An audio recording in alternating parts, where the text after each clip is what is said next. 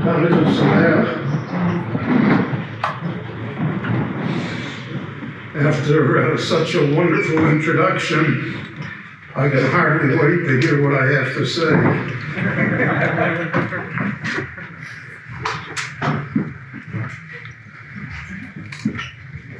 The Gemara asks a simple question. My Chanukah. What is Chanukah? And the Gemara just tells us the simple facts. Alexander the Great came to the land of Israel.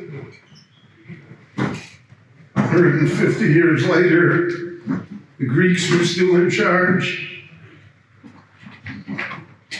And then there arose a movement. The movement was within the Jewish people and outside of the Jewish people. The movement was that Greek culture is so attractive. The Greeks, after all, were philosophy and drama and music and art and architecture. These are not the primitive Philistines. They're not just people that have no wisdom to them. Homer, the Iliad, the Odyssey, so slowly but very, very perceptibly, a large section of the Jewish people became Greek.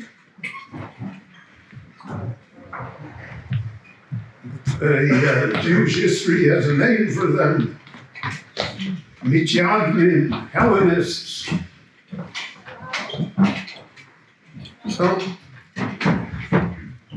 if you ask a Jew in the 3rd century before the Common Era, who is he or who is she? I don't know if they had them, who is they? So the Greeks had plenty of that also. There's nothing new in the world. That's one of the great fallacies that people think, especially young people like me, that there are new things. It's just a rewind of what was before. So if you asked a Jew, who was he? So he said he was a Greek. He was Jewish, but he was a Greek. If you ask a great deal of the Jewish world today who they are, so they will answer with the name of a country. He's American, he's Canadian, he's Mexican, he's Argentinian. So when the Talmud asked, my Chanukah, what did Chanukah accomplish? Chanukah accomplished that when you asked him, he said, I'm a Jew. When the prophet Yonah was at the bottom of the boat, we read that as the Haftorah for the afternoon of Yom Kippur. So the sailors asked him, all this trouble is because of you. The cyclones, the hurricanes, the boat is going to sink, we're all going to drown. It's only because of you. Who are you? And then they asked him, Ma malachtecha, what do you do for a living? What hedge fund do you run? Where do you come from? All sorts of questions. It's like entrance application to the school. And he answered them 2 words, Ivri Anochi. I'm a Jew. And because I'm a Jew, I'm special. The Lord makes hurricanes for me. The Lord sinks ships because of me. The Lord will bring a whale to swallow me. Because I'm special. when Jews start feeling special, when they just feel they're just like everyone else, so then the chain is always broken. In the 19th century in Germany, the Reform movement said that they were Germans of the Mosaic profession. 100 years later, that didn't help them. There's no such thing that identifies a Jew other than being Jewish. And being Jewish has many facets to it. I'm not talking about being religious or observant alone, though that's certainly a major part of it. Bona Shalom gave us a Torah, he gave us mitzvot. He wanted to keep us special. But there's a feeling, an emotion, a pride. Ivri Anochi. Look at me. Look at me when all the Greeks have disappeared, when all the Romans have disappeared. Look at me when Europe is a wreck. Look at me when the Catholic Church counts for nothing in today's world. Look at me. And that's why the world is so concerned with us. You can't let us alone. We're on the op-ed of the New York Times every day. Anti-Semitism.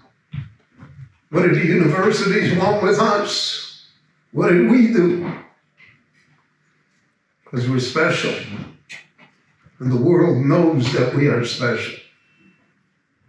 It's the Jews that don't know that they're special. It's the Jews that somehow think that they are only of the Mosaic persuasion. The Novi Yeshayahu, in his great vision, sees himself in heaven. However, we'll understand that. That's his dream. And he hears a voice. And the voice calls out to him and says, Es mi yeshlach umi yelech lonu. Whom shall I send? Who will go for us? That's a question that reverberates throughout history. That's the question today. That's why you're here. Whom shall I send? Famous story of Rabbi Berel Wein. There were people that cared for the entire Jewish people. Not just for their family, not just for their community, not just for their synagogue, not just for their organization, not even just for their yeshiva. They cared for the Jewish people. So, no Jews were allowed to live in St. Petersburg because of the Tsarist decree. However, there were a number of very wealthy Jews in Russia who appealed to the Tsar that they should be allowed to live in St. Petersburg. There was a Baron Ginsburg who built the railroad system. There were relatives of the Rothschilds that helped finance much of the improvements then in Russia. So the Tsar relented. And there was a quota. There's always a quota. X number of Jews can live in St. Petersburg. So the Jews moved. There were about 300 families.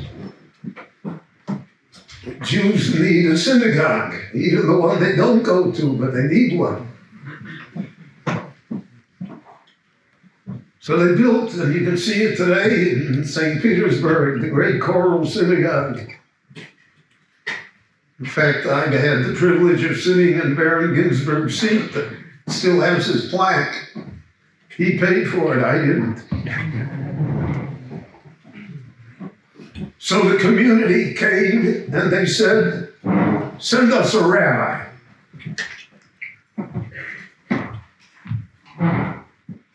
Because, in fact, the Russian government demanded that they have a rabbi.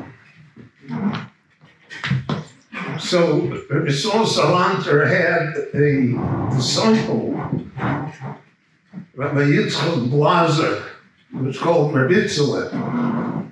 He's buried here on Har HaZeisim. But he, later years, came to Yerushalayim, here in the old city. So Rabbi Yisrael said to him, I want you to go to St. Petersburg and be a rabbi. Rabbi Berel is a great Torah scholar, sits and learns, pious. He doesn't want to have anything to do with the world. So he told Rabbi Yisrael, I can't go. So Rabbi Yisrael said to him, why can't you go? He says, I'm afraid. I'm going to a community that is not observant. I'm going to a culture, Russian culture that was Dostoevsky and Tolstoy and Tchaikovsky and Russia was something. He said, so I'm afraid, I don't want to go. So Rabbi Yisrael said to him, whom shall I send? Someone who is not afraid? We can only send people who are afraid. We can only send people who are willing to risk. No risk, no gain. All the financial scams that have been revealed over the past decades are because people want to have gain without risk. And therefore you're always a sucker that somebody guarantees you money. The market doesn't always go up. Not everyone's going to be able to afford a Tesla. So the Navi hears that in heaven they say, whom shall I send? God is looking for people. God always looks for people. Who's going to carry the burden? Who's going to care about what happens to the Jewish people? To care about the Jewish people means that I put Jewish interests above other interests. I worry about the Jews in the state of Israel, and I'm less concerned about the Palestinian narrative, which is a pack of lies. I'm interested, and I'm invested in the Jewish people. And then the question was asked to me, who goes for us? Plenty of people go for someone else. There are billions of dollars every year of Jewish money that go for anti-Jewish causes and go to destroy us. Most of it is well-meaning, which only makes it more difficult and more ironic. So heaven asks that question. So how did the prophet Isaiah become the prophet Isaiah? Omar, I said, Hineni, Shlacheni, I'll go. Later he will say, the Jewish people will rip the hair from my beard. They will beat me. The prophet Yirmiyahu is in prison a few hundred yards from here. People risked because they risked we are here. The miracle of our being here is so astounding that we cannot describe it.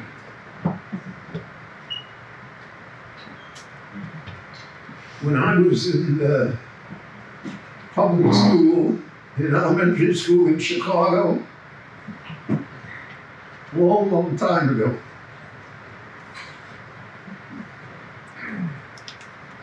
I'm even older than I look. So we were in a school that was 98% Jewish. The 2% that weren't Jewish were Irish and Italian kids. And the Irish and Italian kids who were 2% beat up the 98% every day.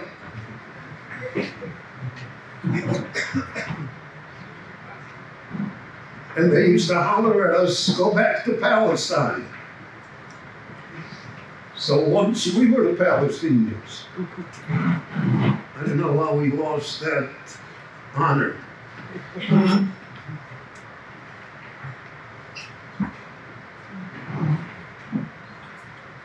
But apparently the Lord heard their cry, and he said, go back to Palestine. Build a country out of nothing. Take 80 languages and make a culture out of it.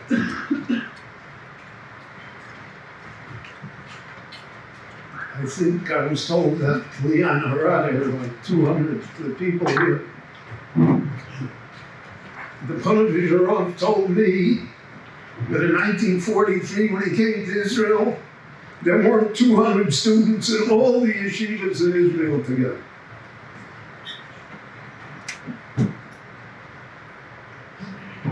So look what happened. And it happened because people took risks. And people were proud of being Jewish. They were proud of what they were.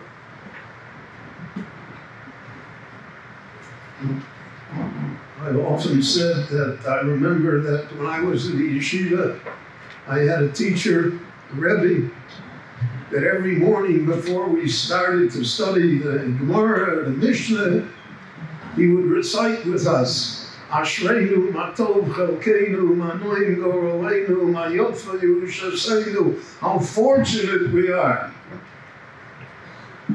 Half of us didn't want to be in the class. What's he talking about? We wanted to go see the Chicago Cubs play that afternoon. Who wanted to go to Seder? But that remained, at least with me, how fortunate we are. How fortunate each and every one of you are to be here, to study Torah, to have a flavor of the land of Israel. But it all comes with a price, my friends. And that's why the Gemara asked, my Chanukah, what is the importance of Chanukah? Because a family risked everything and took heavy losses. 4 out of the 5 Hashmonaim brothers died in the war. Matisyahu himself didn't live to see the triumph. But because of the risk, the oil that should have burned one day burned for 8. And the people that should have been destroyed thousands of years ago remains the center of human activity, the engine that drives Western civilization till today. So that, I think, is simply what you have to take with you. You have to take with you that pride. It belonged to a special people, to an elite group who hears what heaven asks of us and is able to respond, Hineni, I'm here, Shlacheni, send me. So wherever we're sent, even on campuses that discriminate against us, and even if we are ridiculed and falsely accused of every crime in the world, we are still the special people. I saw one story this week with which I will conclude, that the Nazis, Germans, rounded up about 200 Jewish children that were hiding. They grabbed one of the children, 11, 12-year-old boy, and they were about to throw him into the truck that would take them to their death. And the boy turned to the German. He spoke German, he was a German boy. And he said, I know that you are Aish and I'm Yaakov. And I know that you're going to kill me. But I would still rather be Yaakov than Esau. The stark choices that exist in our world are apparent to all of us. And therefore the strength that we gain from Chanukah, from the Nisim and the flows that were by Yomi Mahim, but are also Bazman Hazeh, are more than sufficient to sustain us, to build the state of Israel and the Jewish people, to continue the process of the redemption of Israel and the glory and sanctification of the Torah. So I thank you for listening to me. I extend to you my blessings and a very happy Chanukah.